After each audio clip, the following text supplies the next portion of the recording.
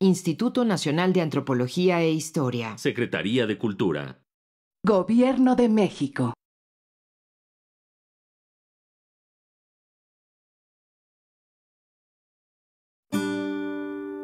Su sustancia está hecha de evocación, recuerdo, rememoración y de lo que toma del porvenir.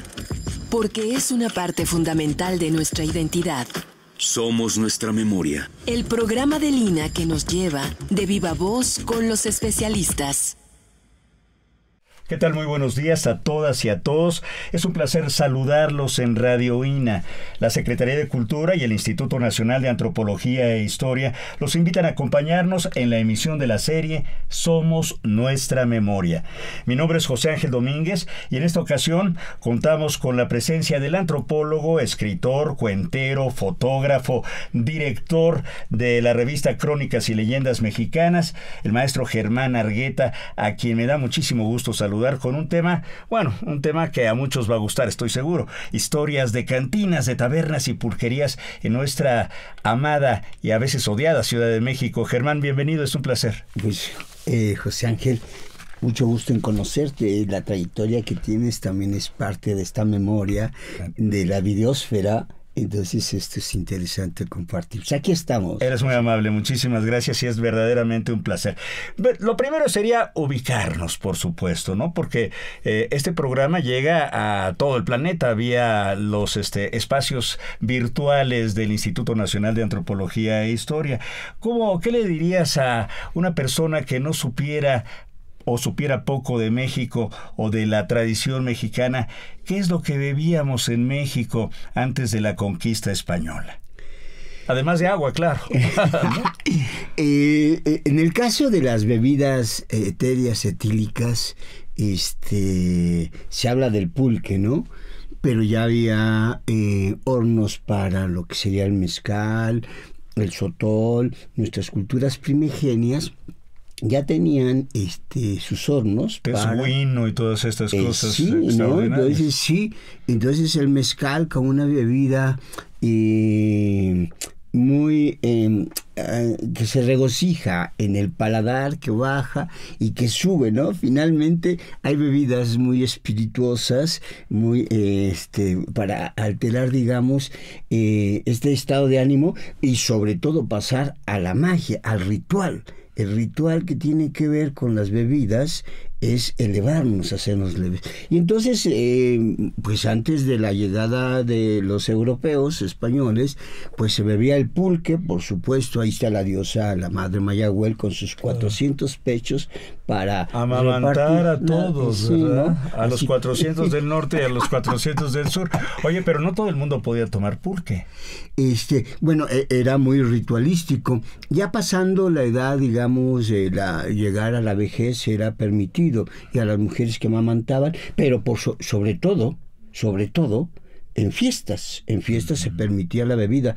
Y además cuando Tizoc, cuando Moctezuma, cuando muchos de los tlatoanis tomaron el mando como gobernantes, que eran 4 días de ayunos y después para llegar ya más purificados espiritualmente, y invitaban a los vasallos, digamos, ya dominados de las naciones, invitaban a los pueblos, digamos, enemigos. Eso tiene que ver con esto que es parte de la naturaleza, de la espiritualidad de la naturaleza, que en simbiosis, cuando entra al cuerpo, entonces nos produce ese momento de fiesta, de regocijo, de libertad y claro, todo con medida. Bueno, por supuesto. Y algunos, Germán Argueta, algunos pensadores, investigadores le llaman a estos estupefacientes, digamos una palabra, pero por otro lado les llaman enteógenos, el Dios dentro de uno, el que propicia la fiesta y estos otros estados sublimes de los que hablas. Pero ¿a qué edad se consideraba ya una persona vieja o que pudiera beber pulque en nuestros antepasados? ¿Qué nos dices? Mira, es buena pregunta. Lo que te podría decir que ya el ciclo, que era de 52 años, que era correspondía con una fecha astronómica, el fuego nuevo, pues esa edad ya era de llegar al siglo, y uno de los tlatoanis gobernantes, Calzonzi, no estoy muy seguro, de Michoacán, a los 52 años decide partir de este mundo para integrarse al universo. Pero eso es bello, ¿no? Entonces, habrá que pensar que el promedio de vida era pues corto, 60, ¿no? Entonces, la fecha ya de cuando pasaban, yo pienso, digo, sin ser viejos, pero porque la alimentación era otra, y pienso que podría haber sido después de los 40, claro, cuando ya podían consumir y tener sus magueycitos, ir a raspar, llegar con el aguamiel, claro, para que la diosa con sus pechitos amamantara a los que ya tenían este permiso, y entonces con esas jicaritas, que además hay una leyenda erótica que la acabo de escribir en una de mis revistas, salió sobre la relación amorosa en el Tamanchán de Quetzalcóatl y Mayahuel. Ese es un relato erótico que estuve trabajando, entonces, pero la referencia a la sexualidad, la sensualidad del cuerpo, el oleaje, lo ligo con los cantaritos de Mayahuel que bebe Quetzalcóatl. Cuando llegaron los conquistadores españoles, no entendieron muchas de las cosas que aquí sucedían. Ellos venían ya con una psicología en torno al cuerpo, a un desbordamiento. La miseria extrema de Europa, de la Europa de esos tiempos, los llevaba también a consumir bebidas y a no tener una reglamentación, como aquí un orden que tenía que ver eso con el orden de la convivencia por las bebidas. En Europa no, y aquí llegan pues con el vino, y llegando con el vino pues empiezan a crear las tabernas, que son esos lugares lúgubres con mozas de muy buen ver y mejor beber. Entonces, sirviendo, puedes pensar en las aceitunas, en el jamón serrano, las tapas, ese tipo de cosas. Las tapitas, ¿no? Pero eran lugares como nuestras viejas cervecerías, que ya también están desapareciendo, sí, dan paso a otra cosa, ¿no? Como la hija de los Apaches, que era cervecería y pulquería en el tiempo del Pifas. Pero bueno, ese es otro tema. Ya, no, y bueno, es que los temas luego todos se juntan, están interconectados, maestro Germán Arrieta, y hablar de estas bebidas espirituosas, significa hablar de una parte de la cultura humana muy importante, que tiene que ver no solo con esta cuestión de sublimación, de aspiración a de conectarse con la divinidad tal vez, pero en un plano más pedestre, a la diversión, a olvidar tal vez nuestra tragedia cotidiana y el trabajo, y solazarse en otros estados de la mente, ¿no? Sí, la esencia y presencia del ser humano cuando va pasando del Homo erectus al Homo sapiens, al Homo lúdico, está ligado con los estados alterados. Ojo, luego los estados alterados nacen con un baile, con una danza. El ayuno, digamos, son momentos, digamos, los místicos se retiran, los chamanes se retiran, entonces, bueno, es un estado místico. Pero por otro lado, ya en términos chamánicos, un chamán guatemalteco, lo vi en una entrevista, o sea, pero él seguramente tiene doctorado, maestría mínimo, ¿no? Pero un chamán de raíz, ¿no? Entonces, el estado alterado en estos rituales chamánicos se genera luego por el estado de éxtasis. Ojo, pero ya las bebidas, luego ya la fermentación del maíz, del pulque, otro tipo de bebidas, como en el sureste mexicano. Entonces, todo es parte de prepararse para vivir los momentos que tienen que ver más allá con la rutina. La casa, trabajar la tierra y pasar a la fiesta. El ser humano, los pueblos, el ser humano se reinventa, sobre todo cuando genera relaciones de catarsis, de fiesta, de terapia, de magia y ritual. Ya. Sí, ciertamente. Y en esta, digamos, conversación en la que nos narras, por ejemplo, que las mujeres en la época prehispánica, cuando estaban amamantando, sí les permitían beber, ¿las mujeres españolas en esa época bebían, Germán? Sí, pero me voy en los tiempos prehispánicos. Se habla de que eran las épocas estas, los momentos dentro del calendario ritualístico de las 13 veintenas, el Tonalpohualli y el Xiuhpohualli, más o menos, que era las 18 veintenas, 5 días o 6 días vacos, el calendario solar y el calendario adivinatorio. Entonces en estas fiestas se celebraba, pero por ahí acabo de leer, porque además como antropólogo de la historia, antropólogo de los antros también, por supuesto. Las alegradoras en los tiempos nahuas, por ahí leí en Tezosomo, uno de los escritores del siglo XVI, descendiente de Moctezuma, escribe sobre las alegradoras que en algún momento estaban, digamos, como que tenían una práctica más de beber. Ojo, ellas eran las alegradoras que estaban al servicio y en parte de lo, digamos, de esa nobleza de esos tiempos, pero también de los guerreros. No hay que olvidar que el guerrero regresa de las luchas, de la batalla, con una sangre que trae como una floración del cuerpo, de la sensualidad, de la sexualidad. Todo acto en un momento dado donde el cuerpo está en ese escenario genera una energía corporal y un deseo, el deseo de que esa energía fluya, y no hay nada mejor que con un vino y con el oleaje de la epidermis compartida. Ah, mira qué bonito, Germán. Sí, por supuesto, desde luego. Oye, pero estas tabernas de las que nos hablan que trajeron los españoles ya existían desde los romanos, ¿verdad? Sí, esto pensemos en la Europa. Esa Europa, digamos, con el desarrollo de los griegos, el vino es antiquísimo, y lo que en un momento dado pues llega a Europa, pues podríamos inferir que viene desde Jesús. Estamos hablando del Medio Oriente. Entonces cuando Jesús convierte el agua en vino, por supuesto, pues es que un regalo para la fiesta no es la fiesta.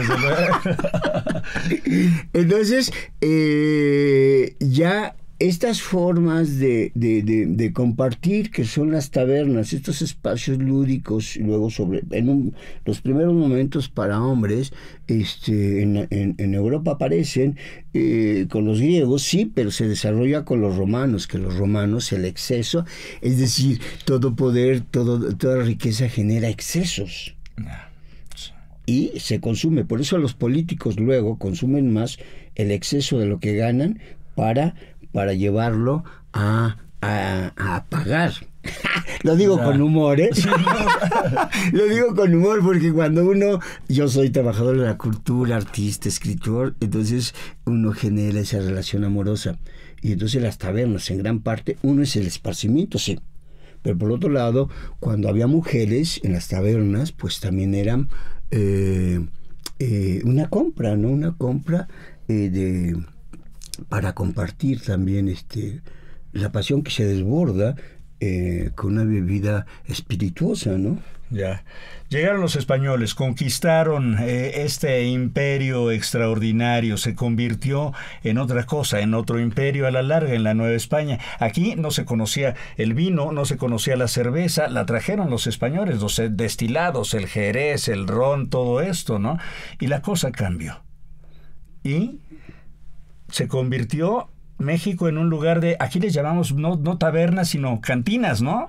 Sí, pero antes están las pulquerías. Ah, claro. Las pulquerías, que cuando deja de haber un control sobre las pulquerías, ya desde 1529, está Juana, ¿no? Que era gobernante, es decir, con su hijo, manda una ordenanza para el control del pulque. ¿Por qué? Porque cuando llegan los españoles ya no hay una normatividad en torno al pulque, y es cuando se empieza a beber de una manera, pues por decirlo así, en exceso, ya sin norma, porque bueno, no era la norma, no era el equilibrio entre la naturaleza, del espacio y del cuerpo, de esta mentalidad occidental, que era el exceso, era un cuerpo, digamos, que se altera, pero como una forma de acumulación también de violencia. La violencia, justamente, y la violencia hacia uno mismo en este exceso de alcohol, por ejemplo, ¿no? De pulque. Sí, y entonces surgen lo que serían primero los puestecitos y después las pulquerías. Y las pulquerías, como era... Una taberna tenía un espacio dentro en la construcción. Las pulquerías nacen vigiladas por la mirada inquisidora y de poder del Imperio Español, y son pulquerías a los 3 vientos. Es decir, que en una plaza, en la bodega tenían el tlachicotón, ¿no? Pero el espacio abierto a los 3 vientos, y digo 3 vientos porque la parte de atrás estaba, por decir, pegado, y con su tejamanil, y a los 3 vientos se miraba para que la justicia pudiera mirar lo que estaban bebiendo los indios, ¿no? Los indios y las indias. Y además, desde ese tiempo, cuando el surgimiento de las pulquerías, podemos pensar que poco a poco se van acondicionando estos espacios de pulquerías, ya nombradas pulquerías, y puede ser, digamos, antes de que termine el siglo XVI ya hay pulquerías, pero además de 20, de 30 varas, multipliquemos 3 por 8, ¿no? Entonces eran de 20, de 16 metros, de 20 metros, y entonces estaban las jicareras, y las que vendían, o sea, lo que se consume en una pulquería, el molcajete, las patitas de pollo, quelites, los guasoles así, imagínate, con salsa martajada, y luego un curado de ajo, el de ajodido para unos, pero ya cuando se empezó a compartir, bueno, ya eso era otra cosa. Entonces ahí está el origen de las pulquerías, y cómo el pulque deja de tener un control para beberse de manera desbordada, y pues propenso también como una forma de control. Claro. Porque alguien que bebe en exceso genera un cuerpo que lo abandona, y el exceso de vino, el exceso de pulque, eso ha producido durante toda la vida, ¿no? Y sujeción, claro, esclavitud, dependencia. Desde entonces viene, Germán Argueta, esta división en las pulcatas de hombres aquí y mujeres allá. No, eso es después, porque además hubo ordenanzas donde decían, vamos a separar las pulquerías. A ver, aquí en las pulquerías, pues se apapachan, se quieren, además que el pulque, pues es amoroso. Y es afrodisíaco. Como todas las bebidas, pero en exceso ya ni es afrodisíaco. Entonces, el caso es que una ordenanza ya en el siglo XVIII, cuando ya empieza a tener un control del pulque, que se vende la renta del pulque, y entonces el ayuntamiento dice, ¿vale?, a separar hombres y mujeres, porque además con música, pulque, y luego acá los antojitos, la botana, ¿no? Un sarao. Pero los saraos, y además con las que vendían allá bien peinadas, sus trenzas y todo, entonces eso era para deleitar la mirada. Y bueno, luego pues se decía que pues además no había baños, ¿no? Entonces pues ¿no? Y por otro lado, pues, los cuerpos estaban juntos y luego se juntaban más, y entonces dijeron la ordenanza, vamos a separar hombres y mujeres, entonces 24 para hombres y 12 para mujeres, ¿no? Y eso duró hasta los tiempos del PIFAS, cuando eso, estamos hablando de los 80, en los 90 ya empiezan a entrar. Yo ya entraba con alumnas, con el PIFAS, decía, PIFAS ya llegamos, no se permitía, pero yo entraba con mis alumnas, pues porque era absurdo. Porque ya ves que estaban los departamentos de mujeres, que era así, ¿no? Pequeñito. Un cuartito pequeñito. Entonces, bueno. Hubo otra cuestión ahí, tengo entendido, Germán, con el pulque y la cerveza, la introducción de la cerveza, como que hubo una guerra velada contra el pulque para que la cerveza fuera más consumida en nuestro país. Sí, porque empezaron a satanizar el pulque, la bebida del pulque, diciendo que la muñeca, excremento, ¿no? Pero hay conservadores para el pulque y le ponen una raíz, la historia de una raíz en el pulque para que fermentara y para que tuviera fuerza, ¿no? Sí, porque se hablaba de esta muñeca que decían que es un trozo de excremento de perro o algo envuelto en una tela y que se lo aventaban al pulque para que fermentara, algo realmente grotesco, feo, ¿no? Grotesco, feo, y lo otro es insalubre. Sí, lo otro es que el pulque, pues ya fermentado, tiene ese olor fuerte, ¿no? Entonces estos templos de convivencia donde nuestra diosa madre, nuestra divinidad, congregaba, fueron satanizados. Curioso, ¿verdad? Como hoy pueden satanizar que no se consuma tal cosa mientras el capital mete sus productos. Y eso fue con la cerveza. Satanizaron y entonces la cerveza empezó a tener un crecimiento enorme. Se habla en un momento de más de 1000 cantinas ya con la introducción, ¿no?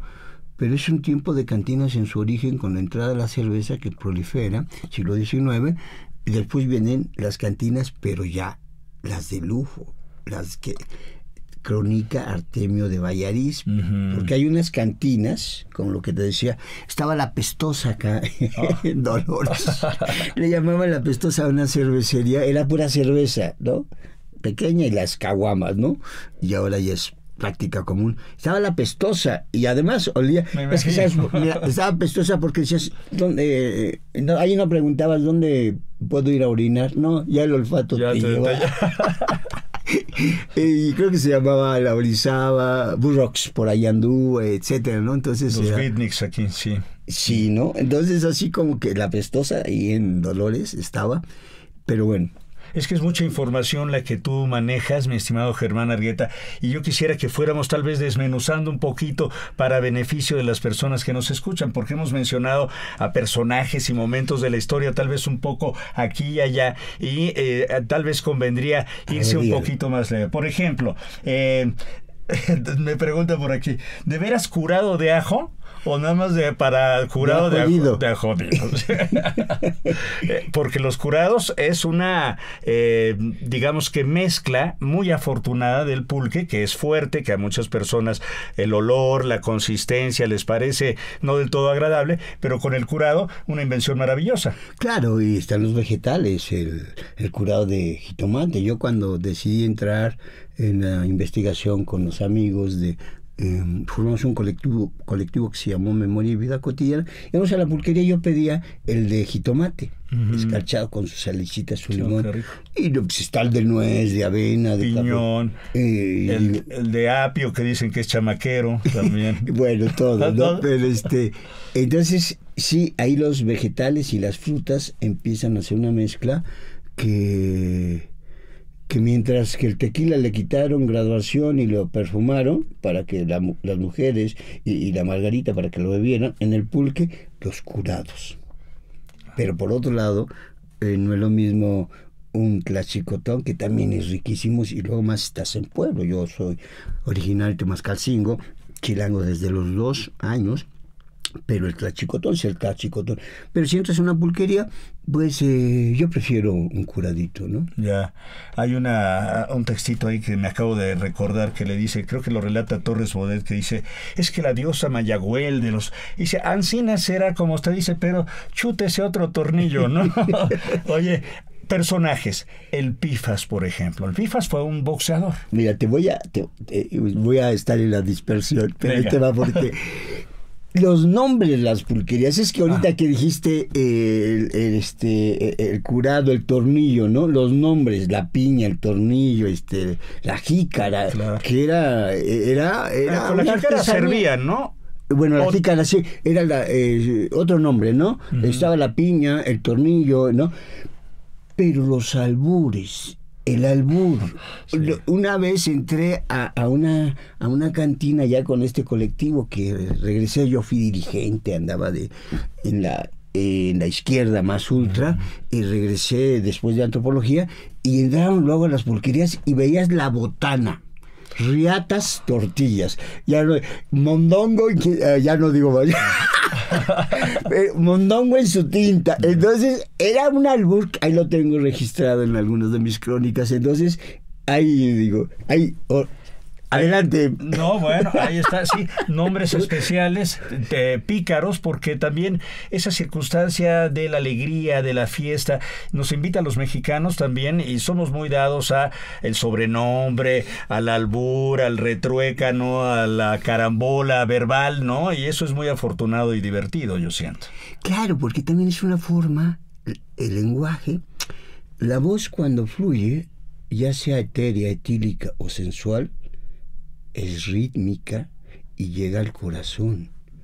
O sea, la voz, la palabra, es música, pero viene también, ya cuando estás mágico, y ya cuando estás así en un estado etéreo, lúdico y erótico, entonces la voz es parte también de estos espacios. Por eso, en gran parte, en las cantinas, los nombres y las pulquerías generaban también en el interior un lenguaje propiciatorio, escatológico.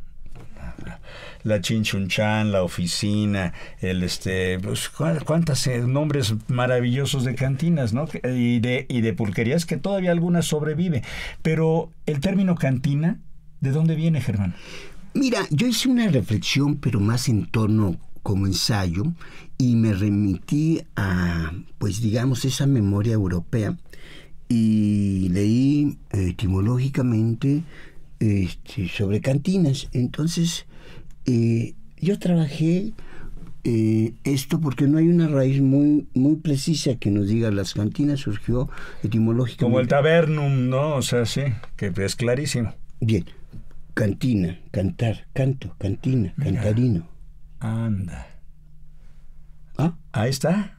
Entonces luego la etimología, que además tiene esa raíz poética. O sea, el lenguaje, en esencia, es poesía. Son palabras aglutinantes, son palabras con raíz. Y la copa, la cantina, la copa, cantina, copa, ¿no? Entonces, si tú ves las campanas, ese es un cielo invertido, decía alguien que hacía recorridos que conmigo allá, y que él estaba en la catedral, pero me decía, esas campanas, él llegaba, escuchaba a los antropólogos, etcétera, que hablaban, y decían, la campana es el cielo invertido, ¿no? Entonces alcanzas el cielo con una copa, claro, con una campana, un cielo terrenal. Sí.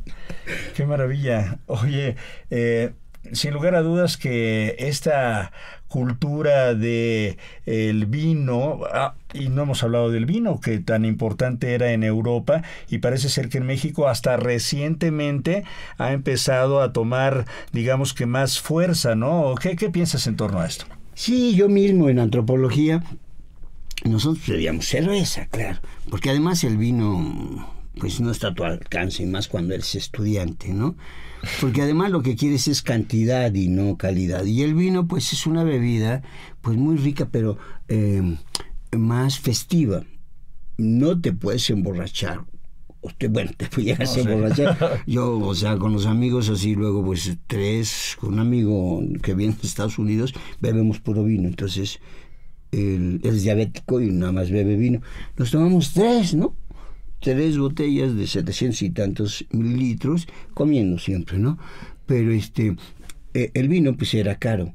Lo otro, que el paladar. Es como la aceituna. De chavito nosotros no probamos aceituna.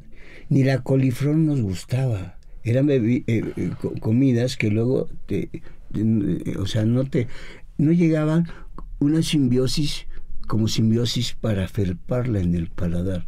Entonces el vino, así como decías, bueno, y además como el vino tiene tantas texturas, sabores, estelas, un cuerpo que viene acariciado por la madera, un cuerpo o cuerpos que vienen acariciados por la tierra, la textura, los minerales, eso, ¿no? Ah, claro, también el pulque, ¿eh? Hay pulque, o sea, el que preparaba mi tía, que era curandera, y en Temascalcingo, nos gustaba ir porque tenía su pulque en su... estas ollas así. En su vitrolero. Pero de barro. Y no, hombre, qué rico pulque, ¿no? Parecía entre de manzana, y el olor del barro. Entonces, y luego te lo sirven en barro, entonces así, mira, te lo bebes, miras al universo espiritual y tú dices, soy un ser infinito en la finitud del momento etéreo. Y qué privilegio, y qué privilegio. La voz que ustedes escuchan, amigas y amigos, es la de nuestro invitado, el antropólogo Germán Argueta. El tema en esta ocasión es historias de cantinas, de tabernas, de pulquerías en la Ciudad de México. Es un tema inacabable, es un tema que a lo largo de la historia de estos últimos más de 500 años, pues hemos vivido y trabajado. Y aquí tenemos justamente Crónicas y Leyendas Mexicanas, la revista que dirige Germán Argueta, y dice cantinas, templos de la salud. Y es un manifiesto en defensa de las cantinas. ¿Necesitan defensa las cantinas, mi estimado Germán Argueta? Ya no hemos hablado de otro elemento importantísimo, ya lo mencionabas ahorita antes, la botana. ¿No? ¿Qué nos dices? Cuando uno llega a vivir en este mundo, de pronto este mundo es un mundo colectivo, comunitario, pero cuando se empiezan a apropiar de los espacios, el cuerpo genera resistencias ante todas las formas de poder. Mantener las tradiciones, nuestros espacios lúdicos, etéreos, etílicos, es una forma de resistencia de nuestro cuerpo también para tener libertad. Entonces, todos estos espacios son necesarios para reproducirnos. Y por eso, lo de hoy, esta defensa de nuestros espacios lúdicos, nuestros espacios que son de convivencia, porque una cantina es eso, un templo de la salud. Entonces, no hay nada como llegar a un lugar donde te sientes a gusto y donde dejas el ajetreo para entrar a una pulquería, a una cervecería, a una cantina.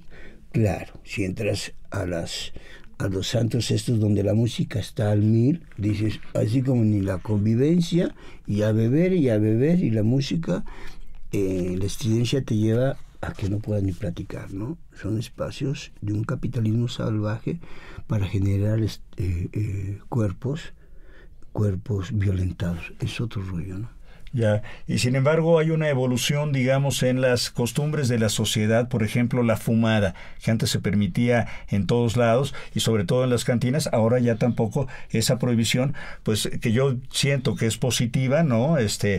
Pues es aplicable a todos estos establecimientos. Claro, pero es muy sencillo. José Ángel, es muy sencillo. Cuando el producto se convierte en veneno, lo genera un capitalismo voraz. La botana. Si a mí me dan chicharrones y esas cosas de queso, etcétera, ahí en la mesa, por favor quítalo, ¿no? O sea, a mí tráeme cacahuates, o mejor mi torta de pulpo, de bacalao, o mi taco, ¿no? Así ahí en el 420 que se come y se bebe bien. Pero entonces, Pues por ahí, pero tú sigue preguntando porque No, bueno. luego me disperso. Pero tú organizas, por ejemplo, estas visitas, porque a lo largo de el tiempo yo he visto que distintos colectivos o personalidades, creo que inclusive don Armando Jiménez, el maestro de picardía mexicana, hacía algunos recorridos en donde iba a algunas cantinas, ¿no? Claro, y él fue de los pioneros de las visitas a las cantinas, donde erudito de saberes, de buena palabra para hablar, fabular. ¿Ah?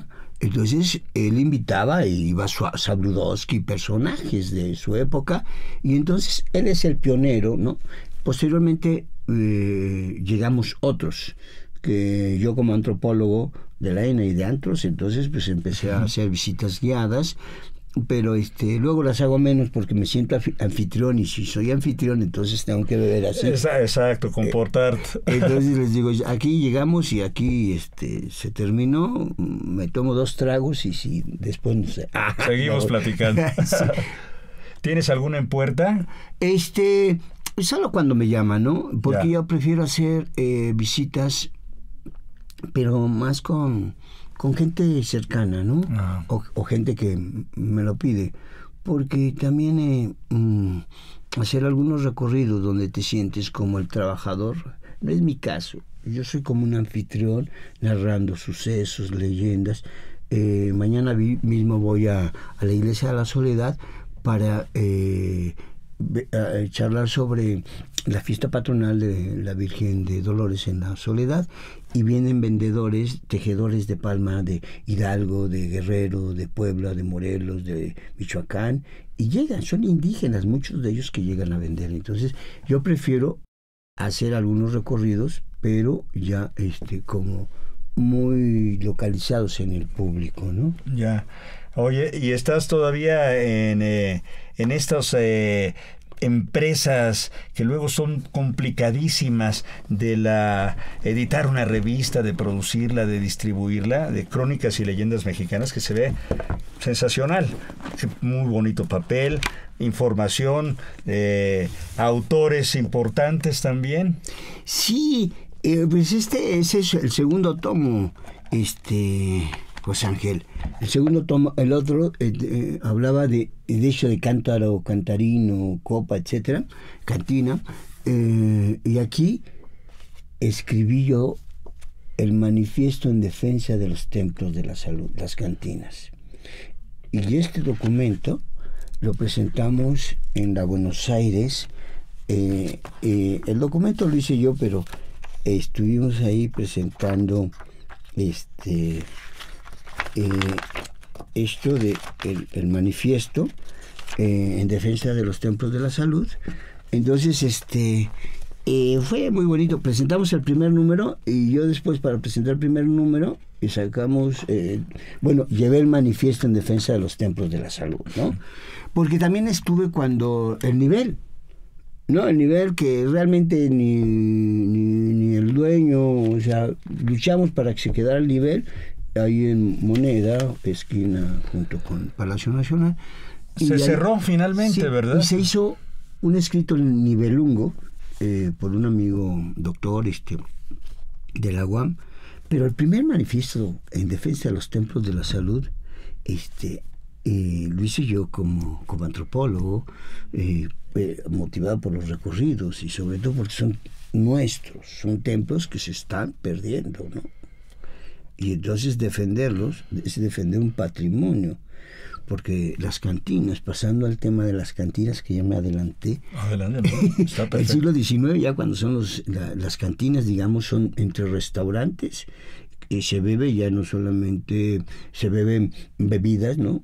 Se habla de que cuando llegan los gringos, 1847, etcétera, entonces cuando se empiezan a mezclar en las cantinas las bebidas, ya con whisky y otras soda y esas cosas, ¿no? Entonces cambian y se vuelven espacios de lujo, pero de etiqueta. Y entonces el buen comer, el arte del buen beber está en el buen comer, y en esos espacios se propicia con meseros ya bien plantados, la camisola, esta Sí. blanca, negro y todo eso. No librea, porque eso era antes, ¿no? De la servidumbre, pero sí, digamos, sus filipinas. Las ¿no? Filipinas, Ujú. exacto. Porque de las tabernas se pasa a las cantinas. Las cantinas ya de buen ver y de buen comer, o sea, desaparecen esas tabernas de origen europeo, español, y dan paso ya en el México independiente, donde el romanticismo, no solamente como una forma de vivir la vida y compartirla, sino para buscar otros momentos identitarios que tienen que ver con el cuerpo y con la fiesta misma, ¿no? Germán, hablabas de el nivel, y habría que aclarar que la cantina El Nivel fue la cantina que tuvo el primer permiso en México, y que estaba a un costado de Palacio Nacional. Mira, ahí Miguel Ángel se han peleado varios. La Potosina, que acaba de cerrar. Oh. Somos las más antiguas. El tío Pepe El también. tío Pepe, que tiene una barra fabulosa, ¿no? No, la madera y... Mira, fíjate que las cantinas, cuando tú llegas a las cantinas, ahí se multiplican los colores. Y te multiplicas tú como Narciso. Porque te miras en el espejo donde están las botellas, y al mirarse uno, se reproduce etílicamente, y te miras más guapo, guapa. Entonces, eso tiene que ver con toda una escenografía que surge luego por la inventiva, sobre todo que se va generando desde la gente que llega a consumir, y después ya los empresarios pues invierten, como la ópera y el tío Pepe tienen el mejor mobiliario en las barras. Madera, pues... Claro. E historias también, la ópera, aunque muy probablemente falsa, la de Pancho Villa que disparó al techo, ¿no? No bebía. Pero la gente va por ese tipo de mitologías también en las cantinas. Mataron a Guti Cárdenas afuera del Salón Baja, aquí en el centro, ¿no? Según entiendo. Sí. Eso sí fue real. Hay mitologías y hay verdades que han sucedido en estos espacios de solaz y esparcimiento. Fíjate que en el caso de, cuando hablaba yo hace ratito del romanticismo, que es mirar hacia adentro, las naciones empiezan a mirar su memoria, su folclore, su identidad en Europa, finales del siglo XVIII, y florece en España a mediados del siglo XIX, pero llega como toda una corriente a lo que será América, que está consolidando una identidad, una memoria. Y todos estos espacios son parte también de reproducirse. Sí, claro, luego hay influencia, ¿no? De las cantinas, digamos, en Europa, España, pues las tapas, etcétera. Acá Artemio de Valle Arispe tiene un buen trabajo sobre cantinas, que habla de lo que vendían, ¿no? Yo, mira, voy al 420, mi torta de pulpo, de bacalao, mi mojarra, le digo a Domingo el mesero, porque ahí tiene que ver otro rollo con los meseros. Domingo, dame un taco de chicharrón de 2 pisos. Ajá. A mí, yo cuando consumo, me dan mi diezmo, me traen el último tarro antes de salir. A veces les digo, ya, espérate, ya no, porque no. Pero muy pocas veces. La rechazas. Pero mi taco de 2 pisos, eso quiere decir, sírvenlo bien, ¿no? Entonces, es otra cosa, bueno. Oye, ¿ya ha sobrevivido todavía, a pesar de los avatares, de los ejes viales en su momento, de los cambios en la ciudad? ¿Han sobrevivido todavía algunas cantinas que valen la pena visitar en la Ciudad de México? ¿Están todas nada más en el centro histórico? ¿Hay cantinas memorables en otros lugares del país también? Claro, está la Guerrero. Confieso que poco salgo yo en Coyoacán he ido, ¿no? Y sí hay cantinas, y son espacios muy agradables. En algunos ya metieron televisión, pero no es tanto como meter equipo de sonido que no te deja platicar, ¿no? Pero sí, en varias colonias hay algunas, ¿no? Así con las pulquerías. Las pulquerías, ¿cómo se reciclaron entre cervecerías y pulquerías? Y el consumo del pulque por los chavos, que en un momento dado, esa primera efervescencia de los chavos que empezaron a beber pulque allá por los 80s, 90s, fueron los punquetas que venían del Chopo, llegaban a la risa, porque antes los chavos no entraban a las pulquerías, era un espacio sagrado para los trabajadores, para la gente del barrio. Entonces los chavos descubrieron a Mayagüel porque era naturalito el pulque, ¿no? Entre la pachequés y lo naturalito. Sí. Entonces, una justificación, pero eso es otro rollo. Pero la risa y el mesones, eso ahí dio origen, o sea, es mi reflexión, a lo que serían después las pulquerías, las dualistas, ahí en un lado de López, era pulquería. Pero después, bueno, ya el pulque, poca gente, metieron chelas, y entonces ahora está hasta el gorro, ¿no?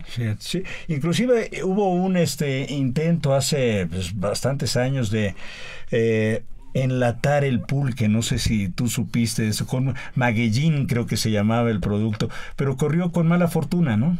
Pues la fermentación, Miguel Ángel, la fermentación. El caso de beber pulque enlatado, así como que tú dices, ¿qué es esto? Parece ser que por ahí hay una pequeña empresa que vende el pulque enlatado, y pero no prosperó, ¿no? Enlatar el pulque, porque además confieso que me gusta más el vino, la cerveza, porque el pulque te hace leve, ligero. Te está fermentando dentro y necesitas el bicarbonato en tu cuenco. Eso hacían las pulquerías junto con el acerrín. Tomabas tu pulque, y por eso los adultos, los bebedores de pulque, tomaban del fuerte. Porque si tú tomas pulque del recién que llega tlachicotón después de la fermentación del aguamiel, te fermenta en la panza. Entonces por eso el bicarbonato. Y no pasa eso con la cerveza. Con la cerveza eructas. Con el vino pues es otro proceso en el cuerpo, pero el pulque, pues tienes que estar con amigos y con amigas, porque si te fermenta, te fermenta. Oye, sin embargo, a pesar de estas historias, a pesar de su satanización en torno al alcohol, de la violencia, las cantinas, las pulquerías, las tabernas, si es que todavía sobrara alguna en nuestro país, son espacios culturales muy importantes. Cuando yo digo templos de la salud, son espacios de esparcimiento y son patrimonio cultural, histórico, espacios de convivencia. Es una prolongación de nuestro cuerpo para tener estos espacios de reinvención. El ser humano vive la vida, en esencia, haciendo rituales. Si el ser humano, ya cuando los chavitos se sientan a la mesa, tienen celular, dejan de platicar, y entonces esa forma de individualidad se pierde en las pulquerías, porque llegas a compartir en las cantinas, en los bares. Entonces es una convivencia, y toda convivencia genera libertad en el cuerpo, y en gran parte una relación, un tejido social comunitario. Y por eso estos espacios son sagrados, espirituales, te integran al universo, estás integrado y con un estado mágicamente alterado. Ya. Sí, aunque también muchas personas detractoras de estos establecimientos sacrosantos dirían, ¿y la violencia que se genera ahí? Y la discriminación, también el racismo, tal, o sea, también es como buen lugar donde la cultura está viva, pasa de todo, ¿no? Pues sí, ya cuando uno habla de violencia, es paradójico, pero cuando alguien es conservador en términos de pensamiento, de psicología, es una forma también de violencia. Y cuando el Estado mismo genera luego políticas y luego inducidas por el gran capital para cerrar, para satanizar, es una forma de violencia. ¿Para gentrificar? Bueno, eso es otro tema. Pero por eso, cuando yo hice el manifiesto en defensa de los templos de la salud, lo señalé como patrimonio cultural, ¿no? Y les dije, fue dirigido a las autoridades, pero pues, mira, tú hablas, ¿no?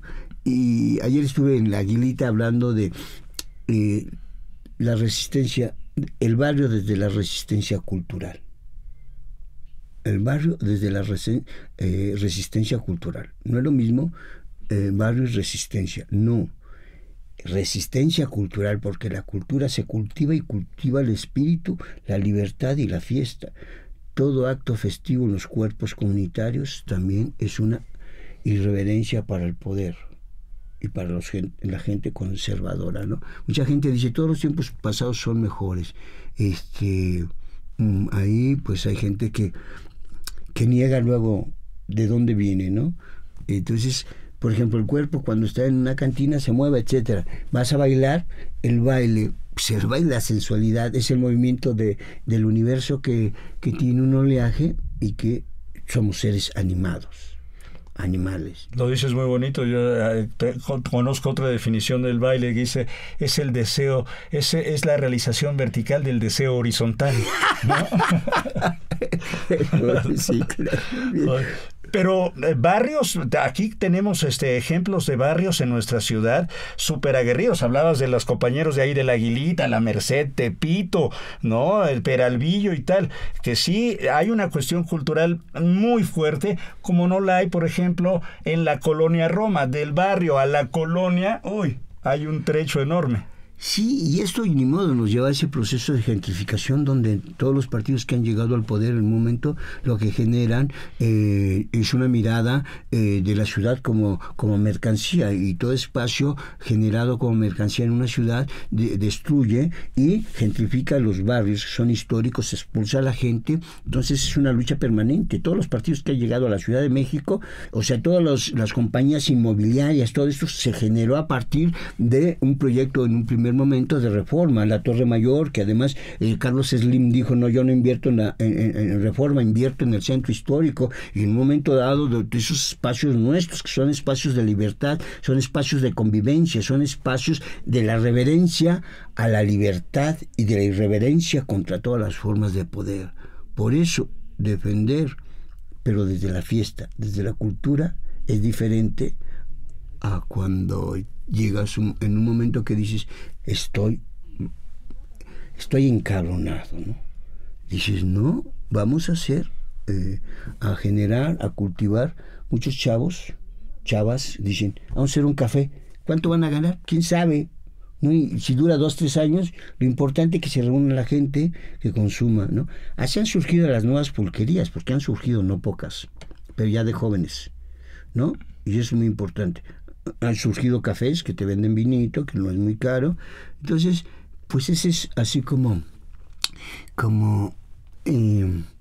yo soy irónico, soy crítico, pero por otro lado, nuestra resistencia a ese escenario para lo lúdico, para la fiesta, porque la fiesta es algo que te lleva a tener luz espiritual y también luchar. Oye, claro, y el humor es liberador, ¿no? Fíjate que ahora me acordé de un chistorete que decían hace algunos años por ahí, que decían, es que acaban de ver al ingeniero Slim comprando manzanas en el centro. Ah, ¿dónde? En La Merced, no, comprando manzanas, pero de calles, ¿no? O sea, completas, ¿no? Sí, y fíjate que en el humor, y ahorita un poquito para remitir los nombres, ¿no? La Burra Blanca, las pulquerías o las cantinas, mi oficina, el Salsipuedes.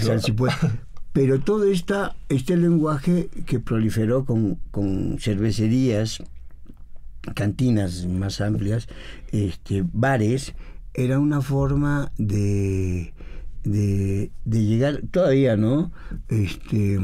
La Mascota, muchas cantinas que tú llegas por el nombre, porque también hay que decir que los nombres son marcas y te marcan acústicamente en el oído. Si tú dices, vamos a La Mascota, ¿no? Vamos a las Dos Naciones, cuando existía. Entonces, una cosa maravillosa. Hay otro tema que quizá lo abordemos en otro momento, que sería el espacio museográfico de pulquerías, y las nuevas cantinas. O sea, dices que hay espacios en esta cuestión cultural que son casi museos, entonces, o sea, que resguardan objetos, arte, graffiti y demás, que también sería muy importante tener en cuenta. Sí, es una de las cosas donde las nuevas pulquerías, que ya son cervecerías pulquerías, han pintado la burra blanca, ¿no? Ahí estuve con la Casa del Cuento y la Leyenda los miércoles, pero pinturas en el techo, en los muros, en el baño, ¿no? Antes entrabas a los baños de las pulquerías, y como eran para hombres, entonces los grafitis ahí estaban ahí, ¿no? Y luego, o sea, los mecánicos con la portada principal, digo, las páginas interiores de Caballero, de... Sí, Entonces... Y yo llegué a entrar a las pulquerías todavía cuando eran de hombres, entonces entrabas y dices así, no hombre, mientras estabas descansando espiritualmente, estabas mirando grafitis, imágenes, por ejemplo, yo entré a las glorias de Pito Pérez y ahí dejaron entrar a mis hijos, estaban chavitos, en la mecha, ¿no? Y entonces una decoración revolucionaria, las glorias de Pito Pérez. Pero la Cascada de Rosas, poesía, junto a la Arena Coliseo, Perú. Entonces la Cascada de Rosas, el poema era Cascada de Rosas, ¿no? La señora de las fritangas ahí, ¿no? Entonces, por un lado, y por otro los cantantes, el Tintán. Yo hice varias crónicas de pulquerías, pero me acuerdo de los desnudos, que de pronto tú mirabas en la barra, mirabas los desnudos, eran otros tiempos, digo, hoy espero que un día haya desnudos, ya compartidos, él, ella y... Ellas. Digo, pero todo esto es parte de una escenografía que también, si miras tú la creatividad, o sea, cultivar la cultura es libertad. Los espacios, como las nuevas pulquerías, muchas cantinas como el Tío Pepe, son espacios también donde tú miras a la mano del hombre, la mano creativa, la mano que en un momento te induce, ¿no? Cuando alguien va a ver una buena obra de teatro, de cuentería, de danza, el niño si va, un día dice, yo quiero hacer eso.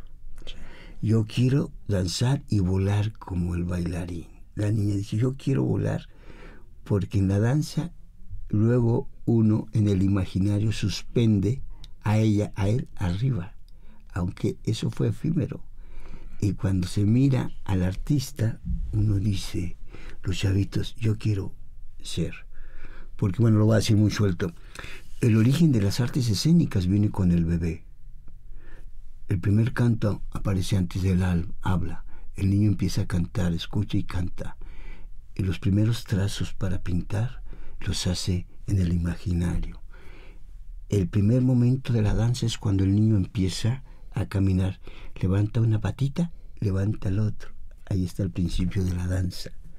Y eso es lo que hay que recobrar con la cultura.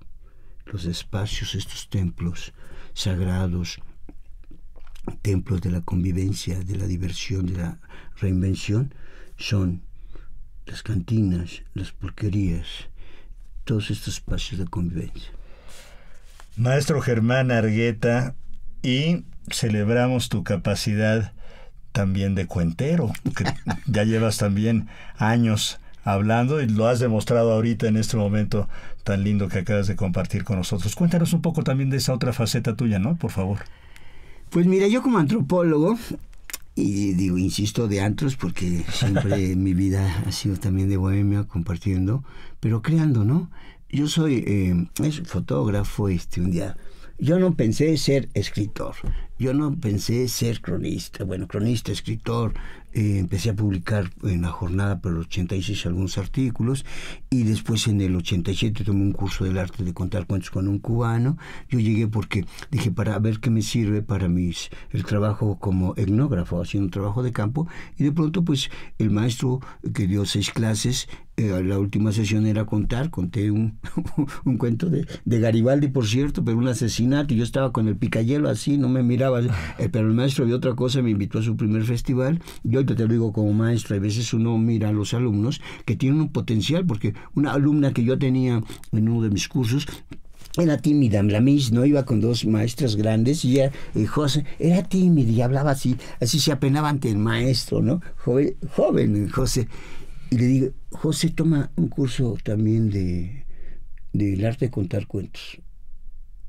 Y un día fue a un curso de 3 sesiones.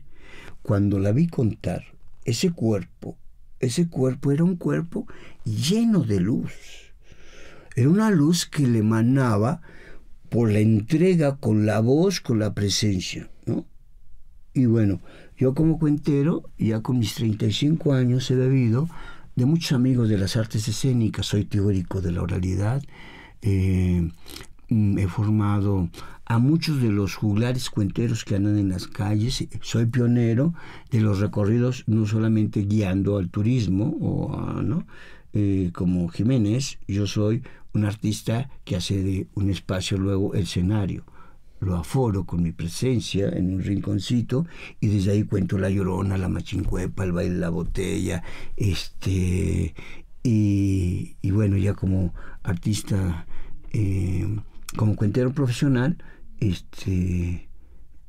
ya en cualquier momento uno está como luego tú escuchas a Juan José Arreola, el mismo hecho de escucharlo ya era embelezarse con esa palabra, ¿no?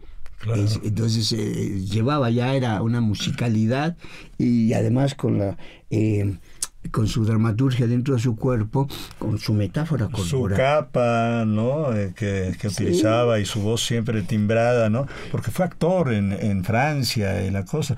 ¿Y ya cuántos años entonces ejerció? 35 me acaban de hacer mis alumnos ahí en Palacio, en la Escuela Antigua de Medicina, en el antiguo Palacio de la Inquisición. Mi homenaje, me enteré 10 días antes, me dijeron, porque yo soy vamos a hacer esto, vamos a hacer lo otro, y me dijeron, a ver, paremos esto, porque si no Germán va a tener fecha, ya la tenía, y me dijeron, maestro, alumnas, un alumno y alumnas, me dijeron, maestro, le vamos a hacer un homenaje. Digo, ¿cómo está? No, y se organizaron, y me hicieron el homenaje por mis 35 años. Ajá, qué maravilla. Sí, fueron amigos, mandaron videos, amigos de otros países. Entonces he viajado más de 20 veces fuera del país. Yo no digo representando a México, me parece algo muy trillado, común, y como si en el... Y soberbio también, ¿no? Claro, yo soy un ser universal que nació y tengo sangre indígena, mazahua y ñañú, de Temascalcingo, donde nació José María Velasco. Yo soy un ser cosmopolita. Una vez me dijeron, Germán, vives en el barrio de la Merced. Me he movido por ahí me he pedido por la gentrificación, ¿no? Y entonces me dicen, tú eres personaje de la Merced. Digo, ¿saben qué? Que hay muchos personajes, entrevístenlo. Yo no se los dije, pero me asumo como un ser universal, cosmopolita. Porque lo mismo me siento muy identificado cuando voy a La Paz, a Bolivia, a Venezuela, a Asunción, Paraguay, a España, Islas Canarias. Entonces ya uno como artista sabe que su raíz es una raíz que nació de la tierra, pero también tiene raíces en el universo, una forma de alimentarse. Y 35 años. Fíjate. Wow, felicidades, enhorabuena. Oye, de todos estos países que has visitado, ¿has ido también a estos templos de la salud y el bienestar? Cuando una vez vinieron en el 91 camaradas, unos españoles, mis amigos hermanos, Antonio González Beltrán, director de la carátula y también cuentero, que llegó a la cuentería también con el maestro yo hacía recorridos ya con mis alumnos y les dije, vengan, les hago un recorrido ahí en el barrio de la Merced. Pues ellos sí, ¿no? No, pues caminamos, les narré algunas leyendas, caminando, anécdotas, leyendas, sí, ¿no? Los metí a la pulquería. En la pulquería iban hombres y mujeres. Dicen, no pueden entrar mujeres. Oye, amigo, pero son, mira, de Venezuela, de Colombia y de España. Y yo, amigos, éramos como 7, ¿no? Oye, pero no pueden entrar, pues es que mira, para orinar ahí. Mira, que se queden aquí. Está bien.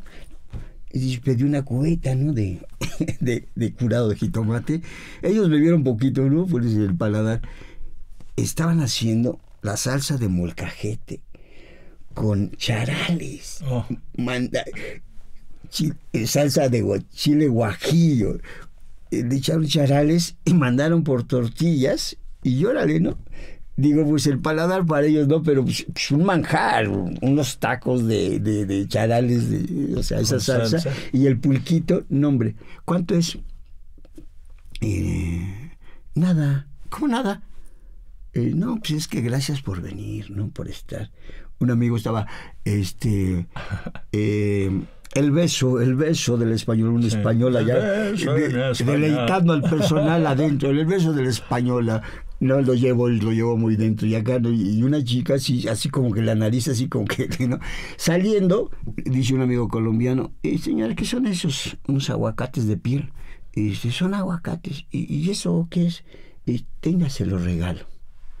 Ojo, Y después de la pulquería, del recorrido, bueno, en eso, que los meto a la calle, al callejón de Manzanares. Les digo, ¿saben qué? No hablen, no digan nada, caminen al frente y yo voy atrás de ustedes, ¿no? Y entramos donde las damas de la caricia. Claro. que los aviento, caminen, ustedes no digan nada. Van caminando y se dan cuenta que están las chicas ahí dando vueltas y algunas paradas. Y ahí, ¿no? Entonces caminando y me dice una de ellas, me dice, maestro, ¿qué anda haciendo aquí? Caminando. Ya sabía que los había metido, porque tuve alumnas prostitutas. Les di un curso del arte de contar cuentos y de escritura, escribieron poesía. En el 95 me dieron un apoyo el FONCA y edité un poemario de ellas, uno mío alrededor del tema y uno con más historia de las alegradoras, etcétera, ¿no? Pero hice ese recorrido y cuando fui a España el siguiente año, Antonio González, mi amigo hermano que ya murió, lo primero que hizo llegando a Elche, Mediterráneo, fue por mí al aeropuerto, me dice, vente, eran las 12 del día, dice, vente, me metió por las calles moras, pequeñas callejones, angostitas por el sol, que pega fuerte, y dice, vente, vamos a una, ahora sí que había tabernas y entramos, digamos, a una taberna ya un poco, ¿no? Entonces, pues el vino ahí, ¿no? O sea, el vino de casa, ¿no? Claro. Y luego, dame unas habichuelas, habas crudas, ¿no? ¿Y esto qué? Dice, cómetelas, ¿no? No, hombre, pues así con dos jarritas así, salimos así como mágicos, o sea, yo con ellos aprendí a diferenciar vinos y a tener un lenguaje más universal sobre el vino, con Antonio González Beltrán. A él fue el que le hice, y venían 3 de la carátula de España, el recorrido, que se maravillaron porque los llevé a un recorrido donde la espiritualidad, donde los miasmas, donde las olfacciones, donde la vida cotidiana, donde la presencia, donde la cercanía de la gente, de nuestro pueblo, está ahí, y donde en un momento a veces uno tiene una bonita energía como artista y eso te genera ese lado fraternal.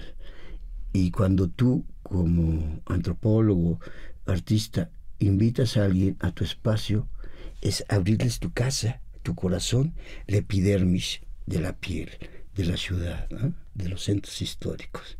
Y por eso, una vez fui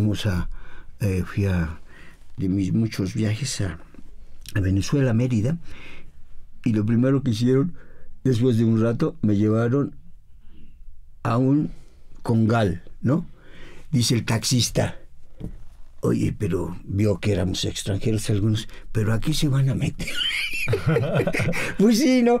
Ya conocían mis inclinaciones, andanzas escatológicas, etéreas, etílicas, entonces así me llevaban, ¿no? Me llevaban a esos lugares, pero claro, tú vas con la gente de allá y te protegen, pero claro, por otro lado la misma gente se da cuenta, los malandros se dan cuenta. Pero entonces mi barrio en la Ciudad de México en gran parte ha sido el barrio de la Merced, de Palacio Nacional hasta el Mercado de la Merced, ese espacio, ahora vivo ahí, ¿no? Ya. Maestro Germán Argueta, nos encantaría continuar esta conversación y platicar muchas veces más, no solo de cantinas, de pulcatas, de tabernas, de sexoservicio, de cultura, de antropología, de tantos temas que manejas, de cuentos, de literatura, de poesía, de emprendimientos, pero el tiempo es nuestro asesino. ¿Cómo te podemos encontrar en redes sociales y buscarte? Pues ahí está en el Face Germán Argueta, con J, falta de ortografía, en Temascalcingo me dieron mi acta, entonces ya era es con Germán J. Con J, sí. No, somos dos en el mundo, y Germán Argueta 2 en el mundo. Entonces ahí me encuentran en el Facebook, Germán Argueta, y me buscan en las redes por Germán Argueta.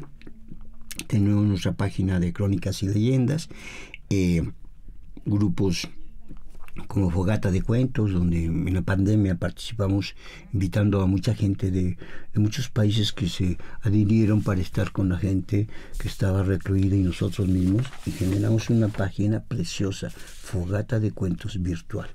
Pero bueno, ahí me encuentran. Te agradecemos muchísimo por esta conversación, por tu calidez, por tu conocimiento. De verdad, un privilegio conversar contigo. Muchas gracias. Gracias, José Ángel. Gracias a los amigos de Lina que están en cabina. Llegamos de esta manera al final de esta conversación que damos por terminada con la generosa participación del maestro Germán Argueta. Gracias a todos ustedes, amigas, por su atención. Les sugerimos consultar más de nuestras producciones a través de las distintas plataformas digitales. Estamos en YouTube, estamos en Spotify. Quiero decirles que trabajamos para ustedes en la producción, la Coordinación Nacional de Difusión a través de la Dirección de Producción Audiovisual con Ana Galicia, la Subdirección de Radio INA con Gabriela Marentes, en la realización y grabación Evanibaldo Morales, la edición de Rubén Martínez con el apoyo de Marta Hernández, Paula Abedoy y Jerónimo Cuevas. Mi nombre es José Ángel Domínguez, ojalá y nuestros caminos se vuelvan a cruzar. Las opiniones y comentarios aquí expresados son de entera responsabilidad de quienes proporcionan la información y no representan necesariamente las opiniones de Radio INA ni comprometen el pensamiento editorial del Instituto Nacional de Antropología e Historia. Instituto Nacional de Antropología e Historia. Secretaría de Cultura. Gobierno de México.